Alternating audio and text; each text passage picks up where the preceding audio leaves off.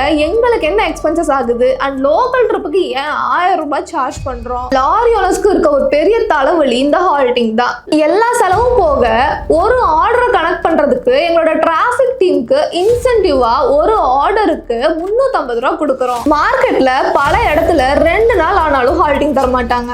ஆனா FR8ல 24 மணி நேரம் மேல போனா ஹால்டிங் தந்துருவோம்.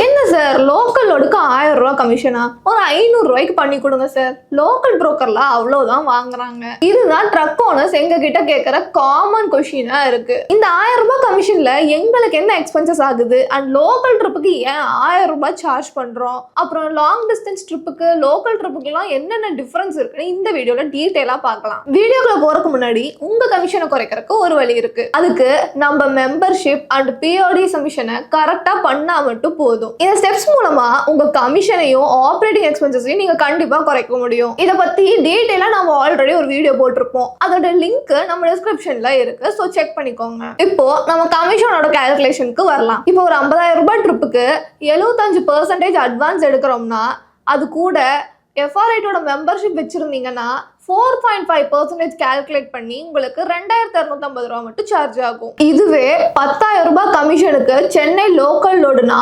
4.5% கமிஷன் போட்டு 450 ரூபாய் சார்ஜ் ஆகாது. மினிமம் கமிஷனா 1000 ரூபாய் சார்ஜ் ஆகும். 50,000 ரூபாய் ட்ரிப்புக்கு கிட்டத்தட்ட 200 ரூபாய் மாமூல். அதுலயும் பேமெண்ட் மாமூல்லே போயிடுது. ஆனா லோக்கல் லோட்ல மாமூல்ல பெருசா இருக்காது. அதுக்கும் மேல லாரி ஓனர்ஸ்க்கு இருக்க ஒரு பெரிய தலைவலி இந்த ஹால்டிங் தான். லாங் ட்ரிப்னா கூட ஏதோ மேனேஜ் பண்ணிடலாம். ஆனா ஷார்ட் ட்ரிப்ன்ற வரும்போது கண்டிப்பா ஹால்டிங் வரும். மார்க்கெட்ல பல இடத்துல 2 நாள் ஆனாலும் ஹால்டிங் தர மாட்டாங்க.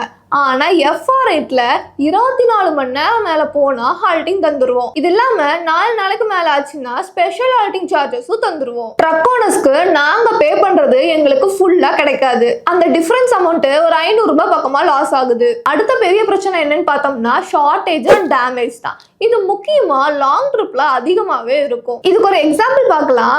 ஒரு 100 லோடு போகக்கூடிய இடத்துல ஒரு லோட்ல மட்டும் 1 லட்சம் ரூபாய் வரைக்கும் டேமேஜ் ஆக வாய்ப்பு இருக்கு. இப்போ இந்த பெரிய அமௌண்ட்டை எங்களால ட்ரக் ஓனர் கிட்ட இருந்து ஃபுல்லா டிடக்ட் பண்ண முடியாது. டிரான்ஸ்போர்ட்டர்ஸ் எங்க கிட்ட இருந்து டிடக்ட் பண்ணிடுவாங்க. இந்த லாஸ் வந்து லாங் டிஸ்டன்ஸ் ட்ரிப்ல ஒரு 200 ரூபாய் ஆகுது. லோக்கல் ட்ரிப்ல 100 ரூபாய் ஆகுது.